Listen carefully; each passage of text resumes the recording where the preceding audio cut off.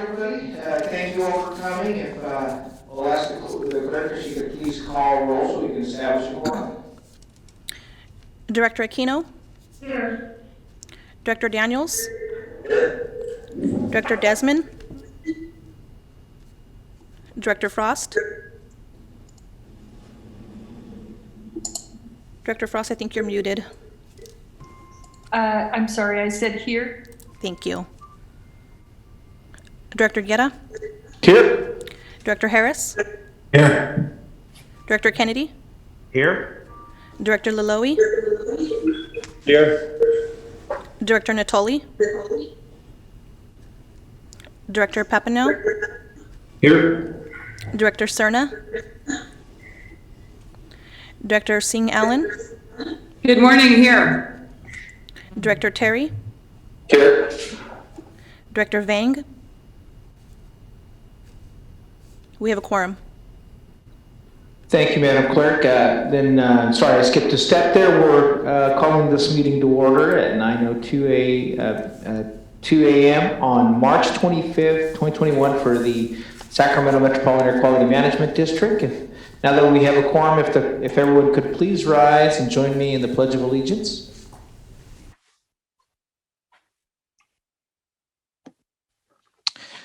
I pledge allegiance to the flag of the United States of America and to the republic for which it stands, one nation, under God, indivisible, with liberty and justice for all.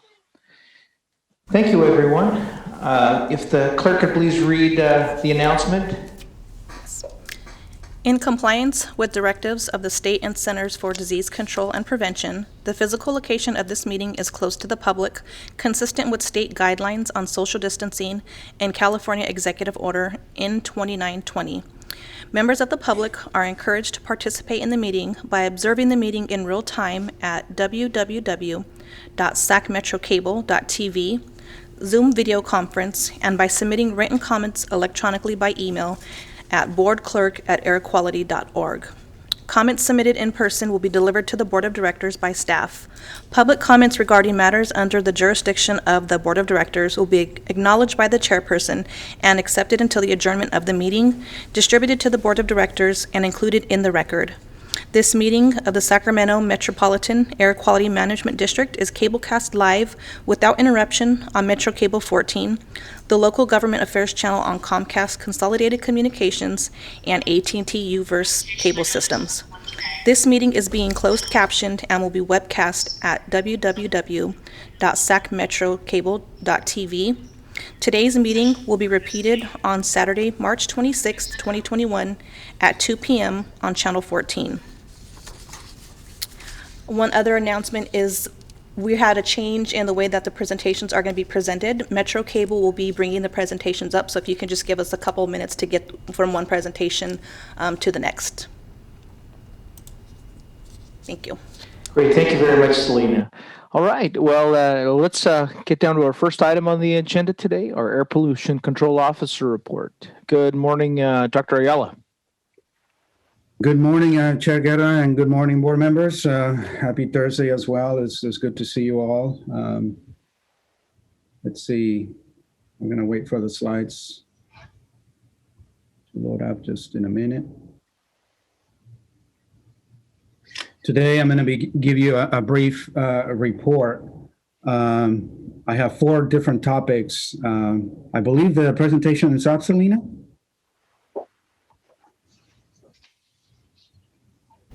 It's up.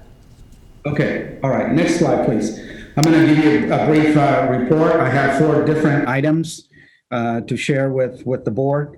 It's essentially a package of good news, updates on some of our key programs, and we'll just give it a moment for the next slide.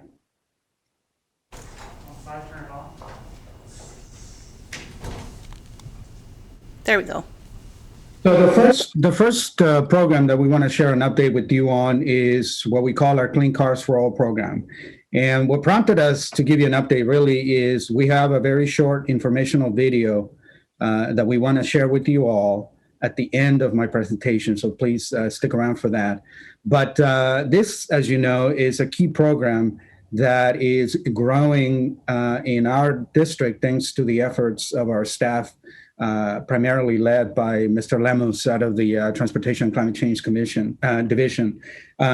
It's grown to $9 million for us to use to give low-income county residents rebates up to $9,500 so that they can get rid of their old clunker vehicle and replace it with a plug-in or a fuel cell electric vehicle, either new or used. So as you can imagine, this is a great program because we're specifically targeting low-income folks. So anybody who lives in the county that can show eligibility in terms of income can participate. And right now, as you can see on the slide, we're up to 1,000 applicants, and we want to do more. We want to go through the 9 million so that we can then go back to the state and show that we're succeeding. So hopefully we can get more funding for the program.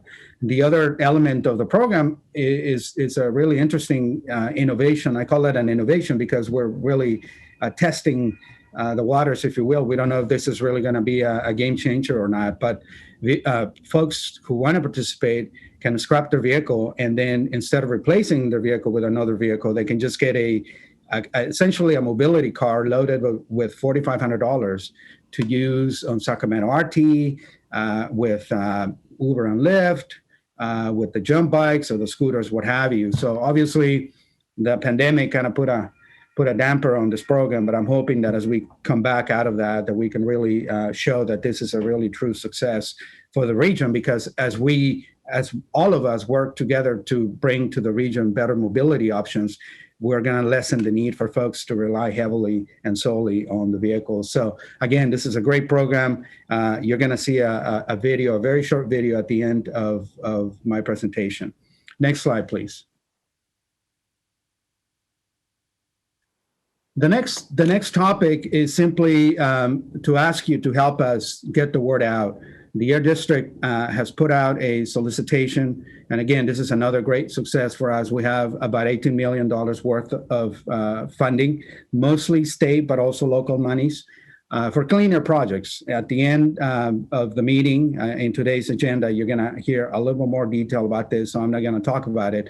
All I'm going to do is simply ask you to help us get the word out. I know that you all have your communications mechanisms, your social media mechanisms. Get the word out, talk to your city managers, talk to your fleet managers, that we have these opportunities for funding cleaner projects in our air district.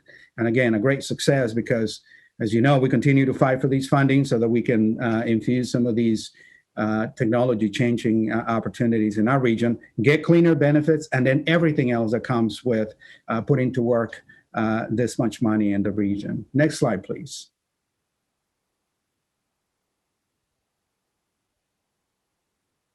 The next topic is again another success story. I'm particularly proud of this project simply because I came here about 4 years ago, and the first year that I was here, we tried it, and it took us this long to get the project funded. But finally, we're here. The Energy Commission is providing $4 million so that we can try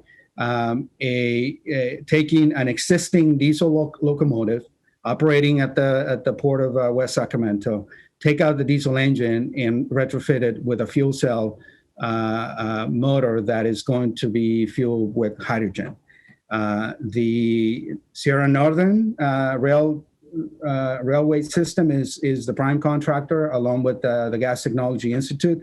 But as you can see, there's a bunch of us that are collaborating in the project. Something this complex obviously takes a lot of hands to make it happen. But the fact that this is going to happen here in our region is what I think is commendable, because it's going to give us an opportunity to kick the tires, to really understand if hydrogen has a role for us to help us tackle the heavy duty sector, the big vehicles and equipment.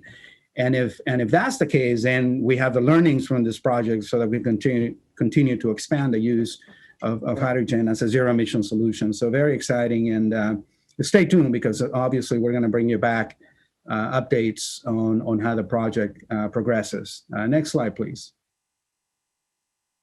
And then the last one, again, is just a simple FYI. We have next week on the 30th coming up our Climate Justice and Job Summit. Please join us. This is a conversation in the region for us as a region to come together and understand, how do we get the co-benefits of equity and justice in creating employment and work development opportunities as we also tackle as a region, as an air district, as a partner in many collaborations, the issues related with climate change and our warming climate. So it's going to be a good agenda, and I hope that you can help us get the word out. And if you can, please join us for the meeting. Mr. Chair, that concludes the APCO report. Thank you. And now we're going to play the video. Oh, yeah, go ahead. I have a question real quick, if I could. Yes, go ahead, board member. Yeah, on the first presentation on the vehicles being turned in and then the $9,500, I just want to be clear. You're not saying that you're going to give $9,500 based on the value of the trade-in, are you? Or they can trade in anything and then can get up to $9,500 that goes towards a specific vehicle? Yeah, thank you for the question, Director Daniels. That's a good one. The vehicle has to be 15 years or older, and it has to be operational.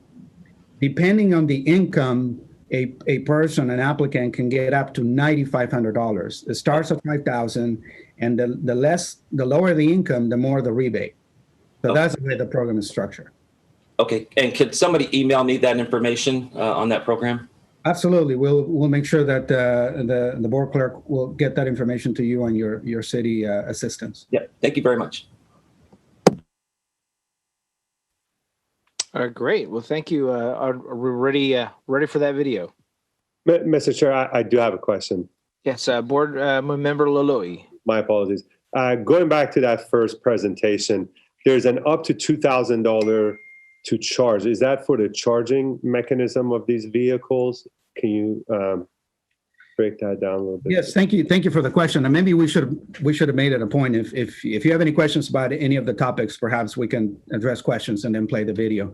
It looks like it's taking a little while to upload. But so in addition to the up to $9,500 for the replacement vehicle, and this is only our incentive, it's what we call a stackable with other incentives that may be out there. The car makers themselves may offer buyers their own incentives. So you can stack them up, and as you can see, it becomes a very attractive proposition. In addition to that, we provide $2,000 for two things. If you have a home and you're willing and can install a charging system, then you can use $2,000 for that. You happen to be a renter, for example, and you don't necessarily control where you put a charger, we can give you $2,000 loaded into a credit card that then you can use it around town in any of the public charging stations that are popping up everywhere. So that's the idea. You take care of the vehicle and you take care of the charging infrastructure. Great. And can you also send me that information? And if hopefully within that information, we can see the breakdown of the income to see what range you qualify for this. So if we're asked questions, we can, we have the facts to share with our constituents. We'd be more than happy to share all those details. I'll give you quickly the rough numbers. It's essentially based on the federal poverty limit. So for a family of four, it's around $60,000 to $100,000. Obviously, at $60,000, you get $9,500. The more income, the rebate goes down to $5,000. So I think it's a great opportunity. And again, that's the reason we're processing more than 1,000 applicants at the moment. It's growing in popularity for obvious reasons. So we'd be happy to send that information to you and any other board member that wants it. And on that information, would there be a link on where the residents can apply for that, correct? Absolutely. And as you can imagine, these days, everything is online. Sure. And we do have mechanisms to assess people, including people that don't necessarily have access to online forums, et cetera. So, I'll admit to you, it is resource intensive, right? And this is why we as an air district need the resources to put in place these programs, but we want to do more of this for sure. Again, if you could send me all that information, I would greatly appreciate it. Thank you very much. Got it. Thank you. Okay, you can go ahead and play the video now.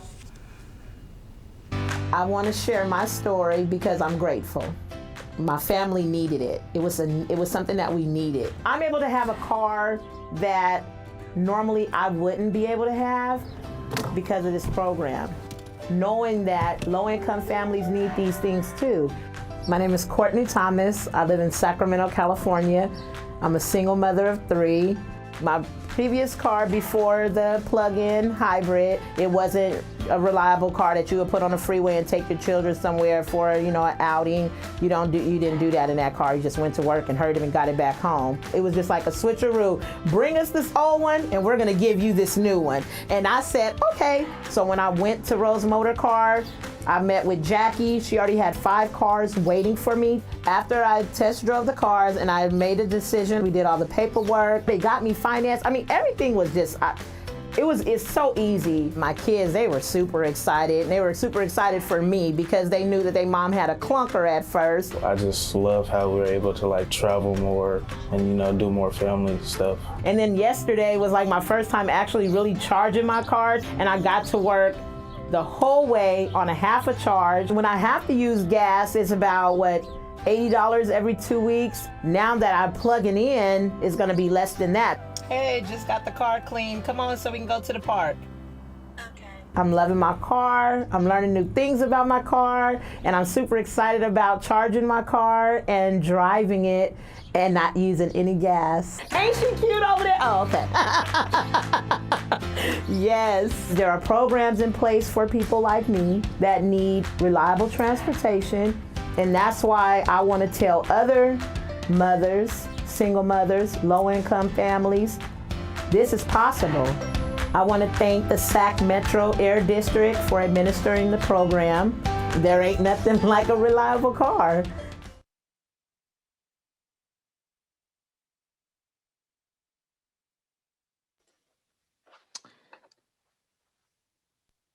Well, thank you very much. That was a great video. Dr. Ayala and those who put that together, greatly appreciate that. Does that conclude your Air Pollution Control Officer's report? It does, Mr. Chair. Thank you.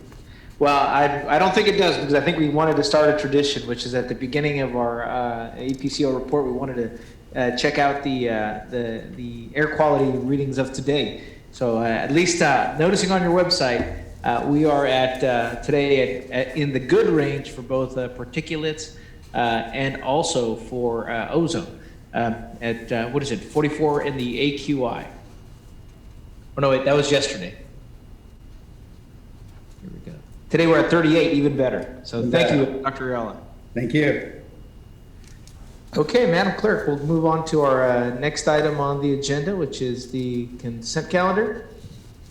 Yes. Consent calendar, item number 1, the February 25th, 2021 Board of Director meeting minutes. Item number 2, positions by classification amendment, Fund Air Quality Engineer and Defund Air Quality Specialist. Item number 3, contract amendment for Breathe California. Great, thank you. On the consent calendar, do we have any members of the public signed up to speak, Madam Clerk? No, we do not. Great. If we don't, then I'll take an action from the board here. I'll move it. It's been moved by Board Member Vang. Is there a second? Second. Board seconded by Board Member Terry. Any discussion? Seeing none. Madam Clerk, if you could please call the roll. Director Aquino? Aye. Director Daniels? Director Daniels, I think you're on mute. Okay. Director Desmond? Aye. Director Frost? Aye. Director Guerra? Aye. Director Harris? Aye. Director Kennedy? Aye. Director Laloe? Aye. Director Natoli? Director Papineau? Aye. Director Cerna? Director Singh Allen? Yes. Director Terry? Aye. Director Vang? Yes. Director Daniels, are you still on the line? Yes, I had to grab a power cord. Sorry about that. No, it's no worries. And it's a yes. Thank you. This item passes. Thank you, Madam Clerk. Appreciate it. Moving on to our next item, we only have one public hearing for today. Madam Clerk. Public hearing item number 4, AB 617, Best Available Retrofit Control Technology Determination for Natural Gas Production Operations. And I have Mark Cooley on the line who's going to give a presentation. Good morning, Mark. Good morning, Chair Guerra and members of the board. I have a presentation. My name is Mark Cooley, and I work at Rural Development at the district. Before you today is the Best Available Retrofit Control Technology, commonly called BART, Determination for Natural Gas Production Operations. This requirement is part of the AB 617 law, which led to the creation of the Community Air Protection Program. Next slide, please. As you may be aware, AB 617 was signed into law in 2017. The main components of the law require focusing on community air protection program, including community air monitoring, community emission reduction programs, increased penalties for air quality violations, enhanced emission reporting, which led to the state adopting the criteria and toxics reporting regulation, incentives, and the one I'm here to talk to you about today, expedited BART for businesses subject to the Greenhouse Gas Mandatory Reporting Program. Next slide, please.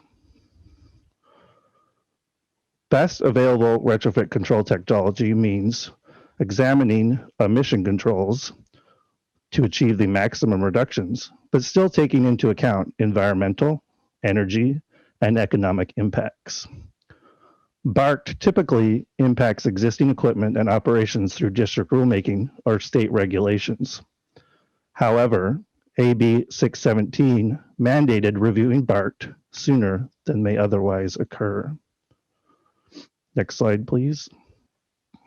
Because the district is in a non-attainment area, AB 617 requires implementation of BART for each greenhouse gas cap and trade source. The district identified 3 source categories as subject to expedited BART, which must be completed by 2022. Staff is here today with plans on presenting the other 2 later this year. These are shown in photos here. The top one is internal combustion engines, and the bottom one is a process heater, which is used in the production of hydrogen. Next slide, please. The natural gas production operations in Sacramento County are gas producing wells, which are mainly located in the southwest area of Sacramento County. Natural gas is mostly methane, which is a potent greenhouse gas that is approximately 25 times as potent as carbon dioxide. But in addition to that, natural gas also contains what's called volatile organic compounds, which do contribute to the formation of ozone. While the concern to climate change is mostly the methane in the natural gas, AB 617 requires the district to address the criteria pollutants, which include the volatile organic compounds. On the slide that I'm at right now, there's a picture of a natural gas well. I think it's the next slide.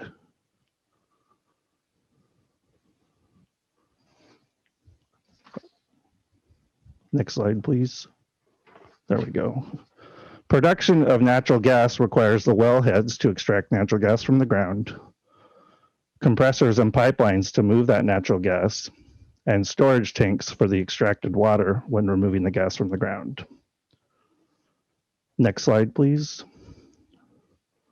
For the BART analysis of the natural gas production operations, staff examined the available control technologies for this category, other air district rules that apply to this category, and the state's greenhouse gas regulation for crude oil and natural gas facilities. While this regulation is relevant because the same controls that are used to reduce greenhouse gases also reduces the volatile organic compound emissions. The analysis was used to determine if the additional district rule is necessary to meet BART. Next slide, please. Staff concluded that a new district rule is not required.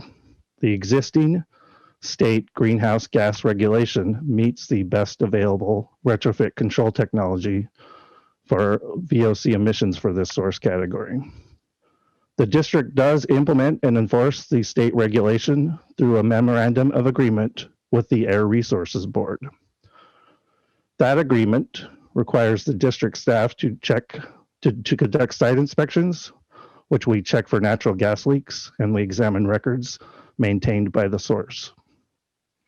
As a result of that regulation and the district's enforcement, staff determined that no additional district rulemaking is necessary for this category.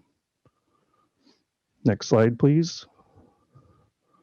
Staff's recommendations today are to conduct a public hearing, determine that the adoption of the analysis is exempt from the California Environmental Quality Act, determine that the district's implementation and enforcement of the Air Resources Board's greenhouse gas regulation meets BART, and to approve the resolution adopting the BART analysis. This concludes my presentation, and thank you for your time today. I'm also available to answer any questions you may have.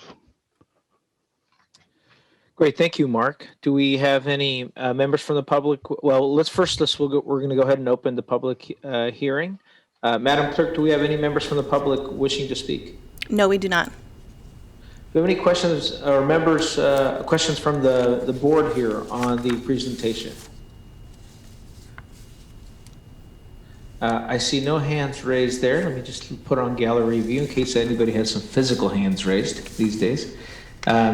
Great, none. All right, then we'll go ahead and close the public hearing. And I don't think we need a motion or an action on this. Is that correct? We do. There's part 2 of it is to adopt a resolution approving the BART. Adopt the resolutions here. Okay, I'll ask for a motion. I'll move the resolution. It's been moved by Board Member Harris. Is there a second? I second. Been seconded by Board Member Laloe.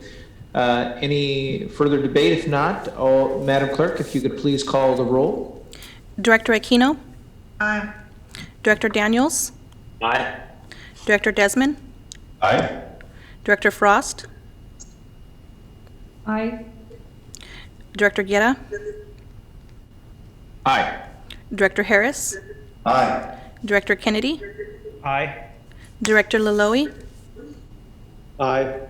Director Natoli? Director Papineau? Aye. Director Cerna? Director Singh Allen? Aye. Director Terry? Aye. Director Vang? Yes. This item passes. Great, thank you, Madam Clerk. And I appreciate you, Mark, and all the staff on this. I know that we are ever responding to the state and federal mandates that come before us, but I appreciate all the staff's work on this.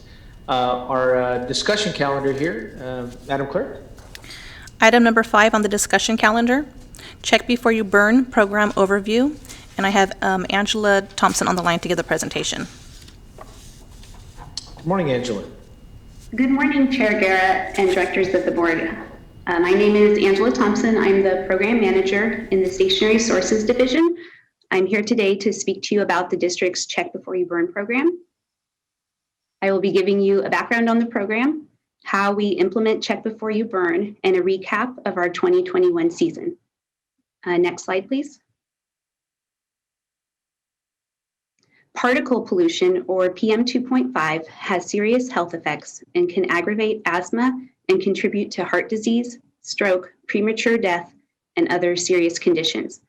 For that reason, there is a national standard. In 2006, the EPA lowered the national standard for PM 2.5 due to all the known health impacts. With the stricter standard, our region was required to take action to lower our PM 2.5 emissions to meet the new standard and protect our community's health. Next slide, please. In our region, more than 60% of the PM 2.5 comes from wood smoke during the fall and winter. Because wood smoke is the primary cause of this particle pollution, the district had to take action to reduce wood burning.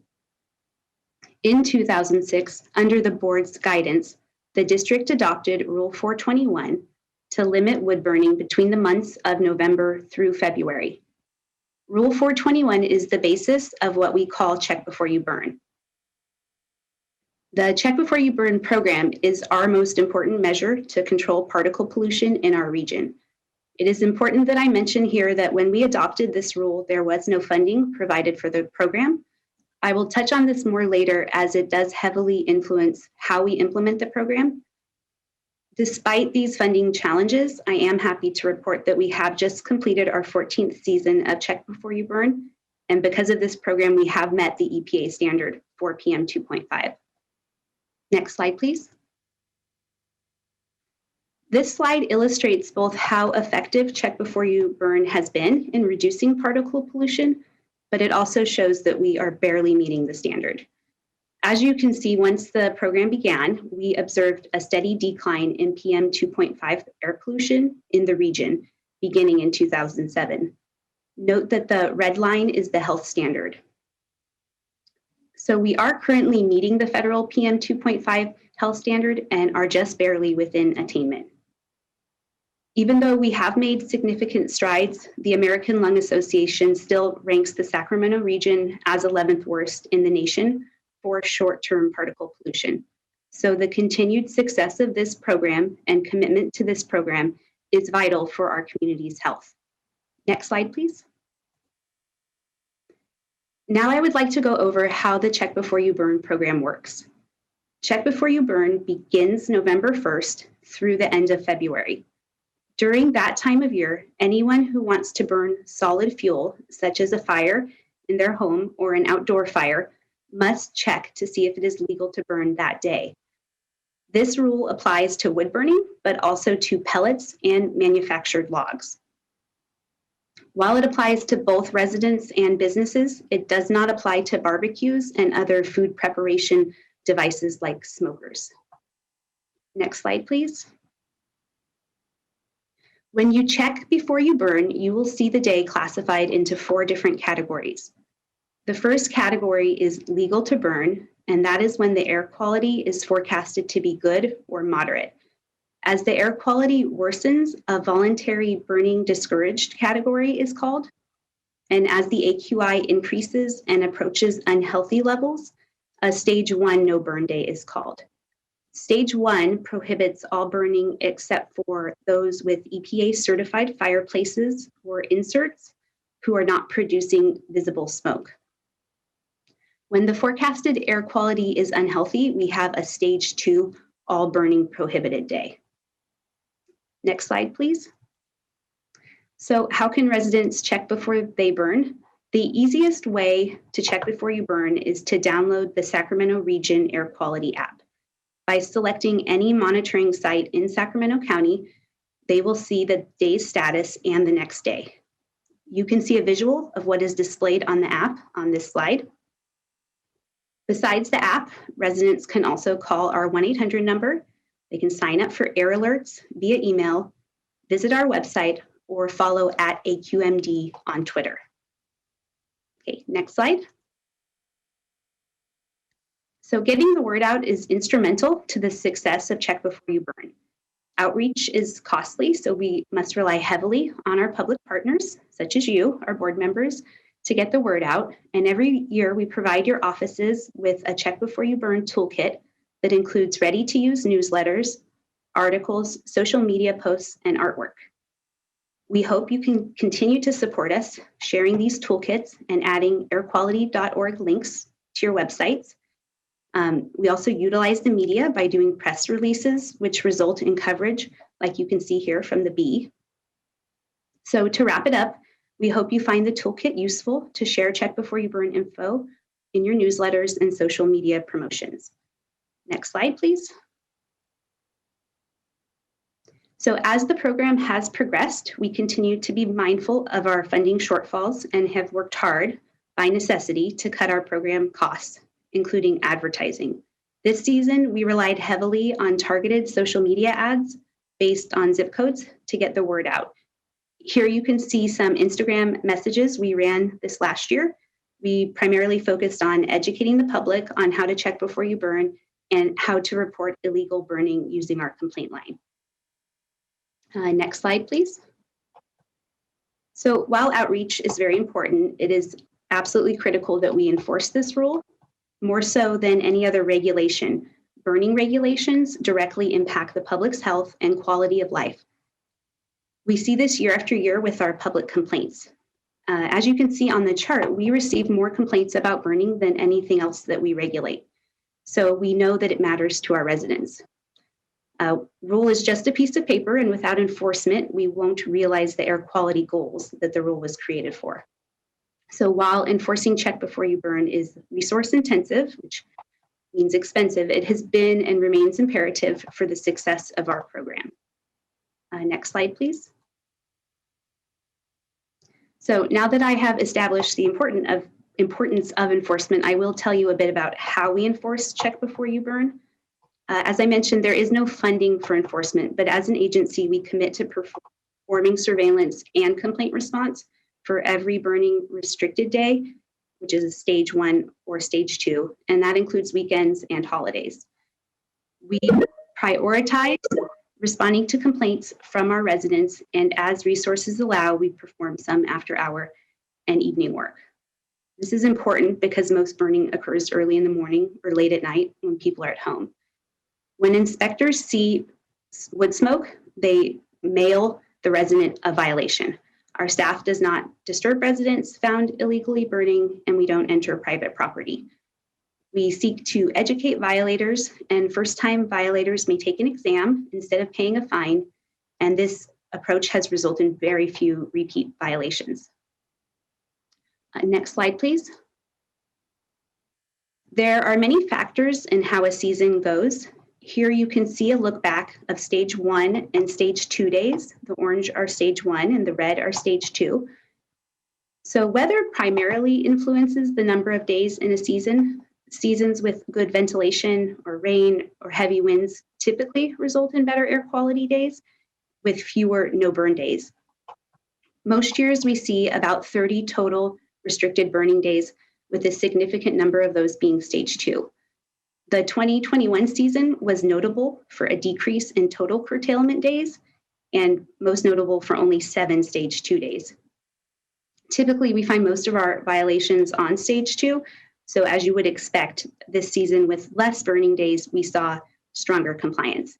Specifically, we saw a decrease in our number of violations and complaints when looking at historical averages. Okay, next slide, please.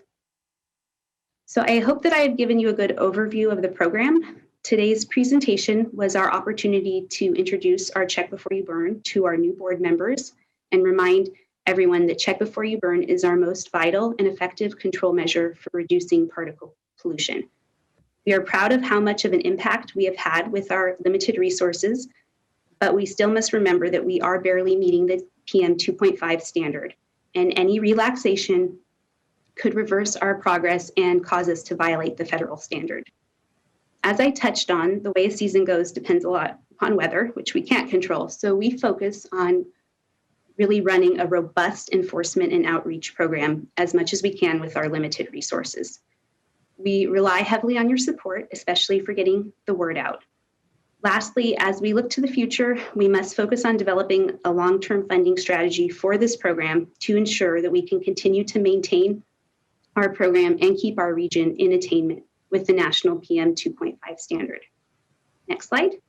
So with that, I thank you for your time, and I'm happy to answer any questions. Great, thank you very much. We do have a question from the board member here, Board Member Aquino. Thank you. So just making sure I'm understanding this correctly. So between March and October, there are no restrictions on burning. Is that correct? Correct. Okay. I just find that a little bit surprising, and maybe these just aren't have that much of an impact, but it seems like the spring and the fall would be when you see more people using an outdoor fire pit.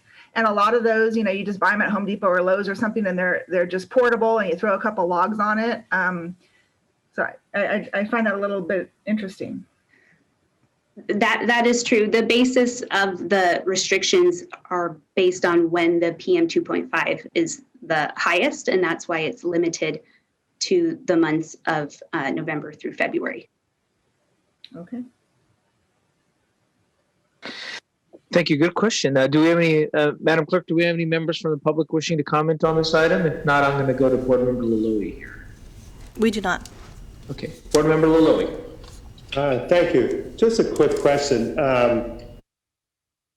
During the wildfires, have we checked to see what that the PM 2.5, is that something we have checked to see during the wildfires, how that number changes?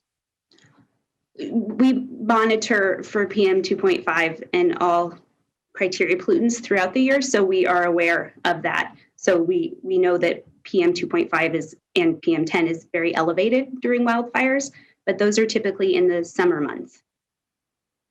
So is it safe to say that during summer months, we could potentially have much unhealthier air quality versus November through, the December, I think you said? Yes, it certainly is safe to say that, and that is a main contributing factor to why we still have very poor air quality in our region. Thank you. If I may, Mr. Chair, maybe I can chime in. Director Laloy is asking for numbers. Clearly, wildfire smoke can impact us heavily, as we've all seen. If you think of the numbers, when a wildfire hits us, all bets are off. Because if you think of the numbers that Ms. Thompson just showed us, the standard is 35. When a wildfire is impacting the region, we've seen it north of 450, almost 500, and it can go higher.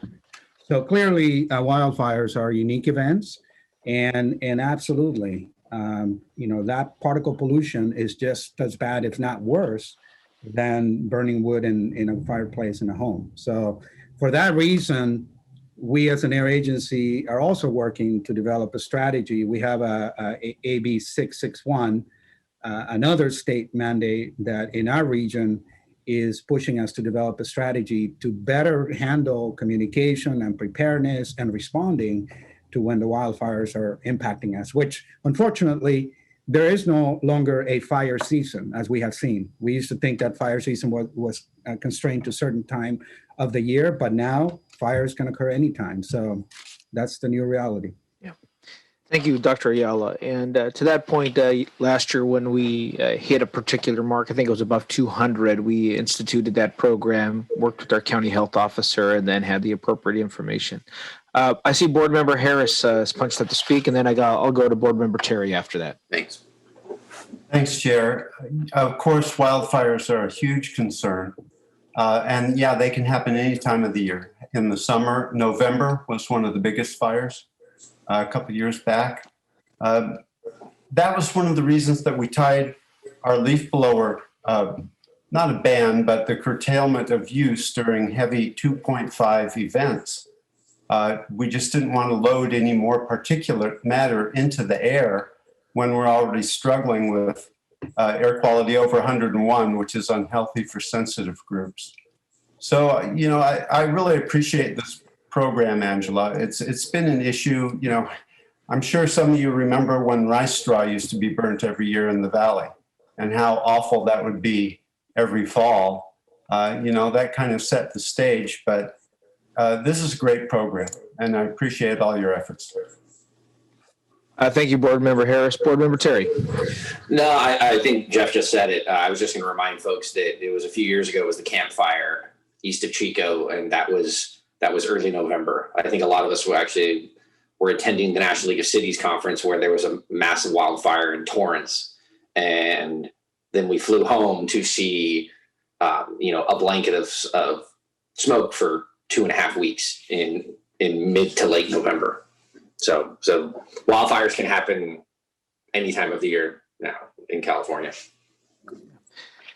Well, thank you. I just wanted to, again, thank the staff on this. The graph that indicated the significant drop on PM 2.5, I think illustrates the effectiveness of this program and how it's been, yes, enforcement, but mostly through education and the encouragement more and more of at least my friends I see are converting their old wood burning fireplaces into electric or natural gas, and I think that's helped on the particulate side a lot, because it does, you still have those particulates in your house when you're burning wood as well. So the more education we have out there, the better, and the better response we've been getting. But the finer point on this, which we'll discuss at the budget committee as well, is that it's unfunded, and this has been a thoughtful work from our staff, and we've been trying to manage it with the limited resources that we have here, even though, and it does deliver a health benefit.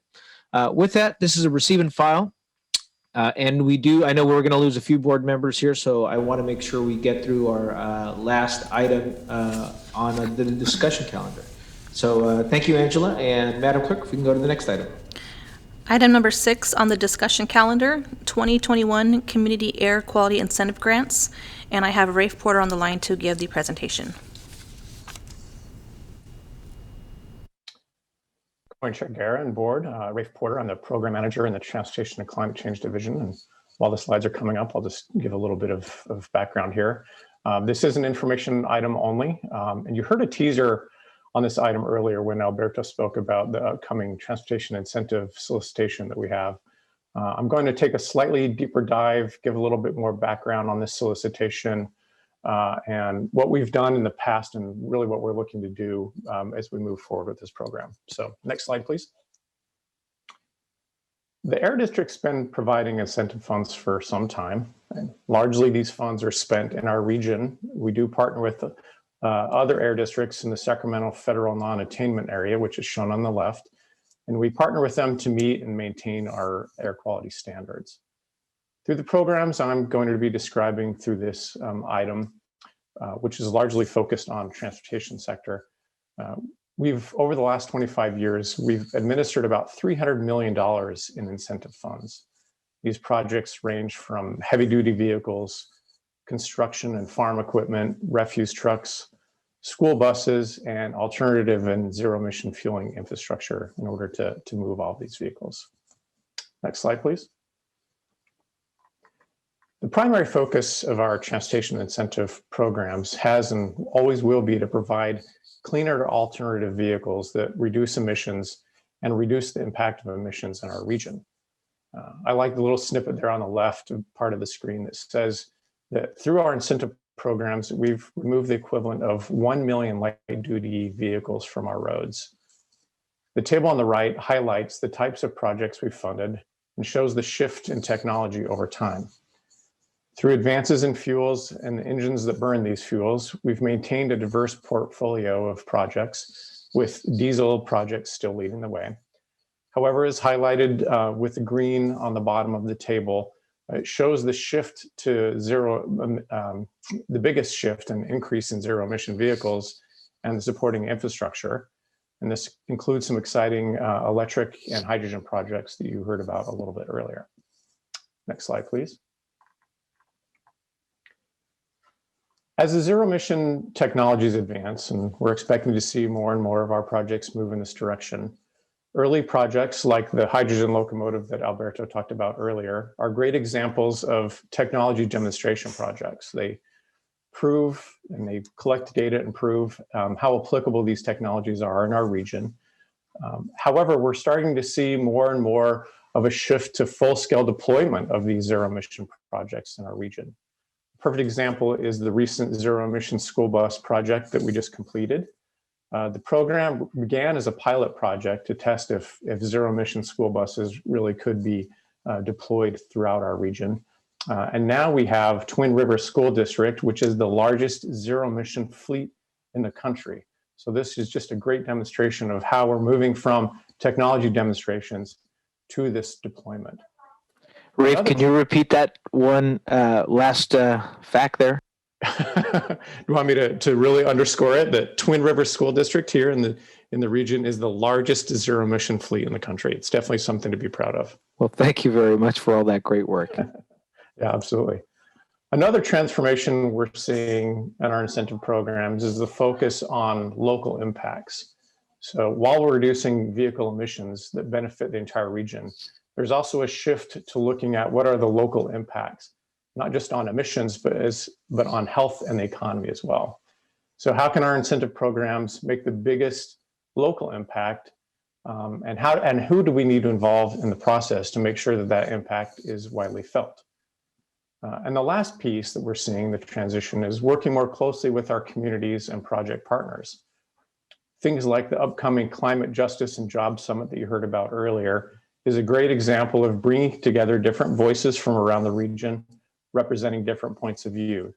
We have state officials, we have local community-based organizations, as well as the people that have gone through their programs.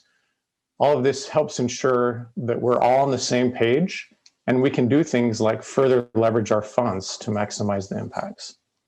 Next slide, please.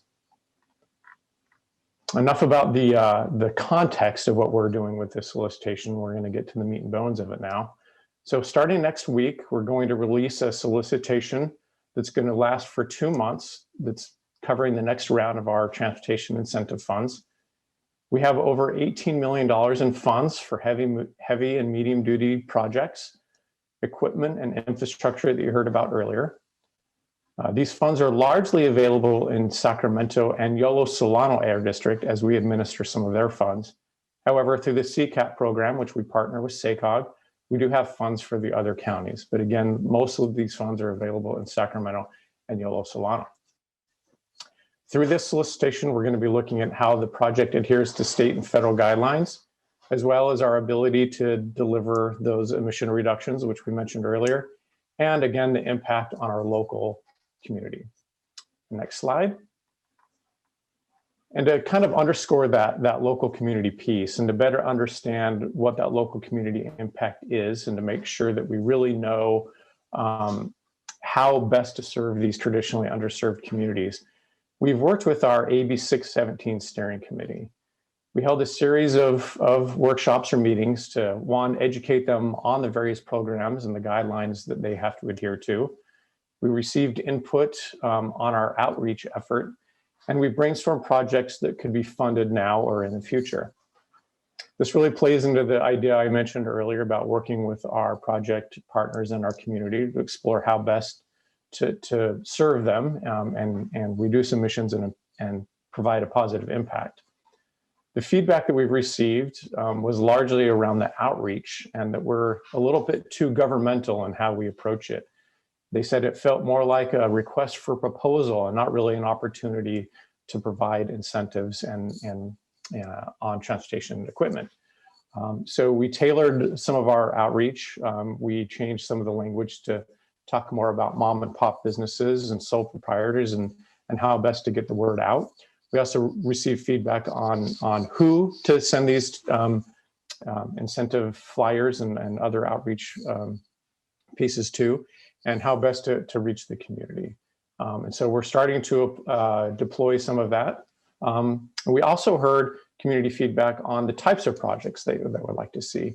So we did hear that some of the more traditional projects are still needed. So vehicles and infrastructure are going to be needed in the community, but also started to receive input on emission exposure reduction projects. So how not only do we reduce emissions, but how do we reduce the impacts from those emissions in these communities? So things like bike and ped infrastructure, street trees, and shading, we heard quite a bit about, in addition to mobility hubs. So that's something that we're actually going to be exploring with them about, is there an opportunity to provide things like a mobility hub in the AB 617 community? This was great feedback, not only for this incentive program, but also future programs. And more importantly, as we continue to work with our partners, including the state, as we seek flexibility in how we actually can use our funds. So that's the end of the presentation. And again, this presentation was information only. As Alberto alluded to earlier, we would love assistance in getting the word out on this solicitation. We can provide lots of tools, including flyers and things that you can post on social media. And I will stop there and see if there's any questions. Thank you. Great. Thank you very much, Rafe. I really appreciate that work. And I want to thank you for your work on the Climate and Justice and Jobs Summit. I think the important here is that we not work in silos as a region, that we actually try to coordinate our efforts and use our limited resources to get the most out of it by not duplicating the wheel here. But let me first go to the board clerk. Do we have any members of the public signed up to speak, Madam Clerk? No, we do not. Great, thank you. Let me pass this over to our board if they have any questions. This was important because one of the benefits is our aggressive efforts to draw down federal dollars. We work with our local businesses, and that has a ripple effect that supports all of the efforts we're doing to clean our air by using those federal drawdown dollars, which apparently I think we're still a donor state. So any penny coming back is very much welcome, specifically if it's cleaning our air. Questions from the board? Is that Board Member Laloe? I saw you unmuted there. Yeah, thank you very much for a presentation, Reef, and great seeing you again. If we can get this information, the flyers, the information about the Twin Rivers School and how they're ranked nationally, that would be great. Just trying to inform our communities of, the great job that we're doing, but yet, we still got a long ways to go. So if you could send me that information, the flyers, I would greatly appreciate it. Yeah, absolutely. We'll get that out. We've got some great information on the Twin Rivers School District, so we can get that out. And we've got some kind of packaged materials on the solicitation that we'll get out to the full board. So thank you, and good to see you again as well. Thank you, Rafe, and Dr. Ayala. I think that might be helpful as we move through other programs, whether it's the Citrus Heights or Folsom or Elk Grove, and we see benefits. It would be helpful that if our team could start producing some material. We know that there's bandwidth issues. We understand that, but not urgent. But I think as if we start thinking about that, so that we can get it out to our communities, that would be helpful. It'd probably make it easier for our board members to also, I'm sure they have limited staff resources too, to be able to get that information out. Absolutely, we're definitely committed to that, and really that is a reason for the video that you saw today, and some of the other communication materials. We understand that is very important to get the word out in a way that the community can understand it. And again, we very much appreciate anything and everything that you can do as in your capacity as our director, but also in your other jobs to get the word out, right? Because the success of the program is only as good as we can actually reach those that can and are willing to participate. And to Director Laloe, if anybody has any interest in any of the information, please let us know. And we'd be more than happy to send it to you, or even find a little time on your busy schedule so we can sit down and kind of walk you through all the information. I love the fact that there's interest in these programs. These are your programs, and I hope that you can give us some help so that we can help the communities to the maximum extent possible. Thank you. Great. Well, and I'll be sure to post that video on my Facebook page as well. Well, thank you. That's a receive and file. Appreciate all your comments on that. Madam Clerk, that's all the items on the agenda. Do we have any members of the public signed up to speak on matters not on the agenda? No, we do not. Great. Any board member ideas, comments, or 1, 2, 3, 4 reports? I feel like we're getting closer to the time we'll be able to travel and have to report out here. Mr. Chair, I have a question, or actually a comment. I think this board has done a great job. The information that you guys shared is absolutely valuable, and I would like to actually get the copies of all that information, including the video. With that said, everything we discussed lands on kind of infrastructure within our residential, exchanging cars and what have you. I also want to put something out there that as Sacramento is growing, we have a lot of businesses that are moving in. And, whether we can get together with SMUD or at state or federal level to create some kind of incentive for the businesses to kind of go the direction of, whether it's solar panels or skylights and what have you, to also create those kind of incentives for those businesses. I think that would be another great way to tackle this issue of clean air and zero emission. And we're seeing the truck depots that are kind of coming into Sacramento, and they're using Sacramento as a hub to kind of send out the products. So these are some of the big concerns that I have with our air and the growth rate that we're going through within our city or even the county. So again, thank you very much for the report, but I do think that the business aspects or the business owners or the companies, we should also look into those and see if we can create any kind of incentives for them to go kind of on a more of a green zone, zero emission. Thank you. Well, thank you, Board Member Laloe, and we'll be sure to plug you in on our efforts on streamlining efforts so that we can use the funds that we do have more wisely in that context as well. So that's exactly the efforts that we're trying to do when we're lobbying at the state level here. So we'll pull you in for that advocacy work as well.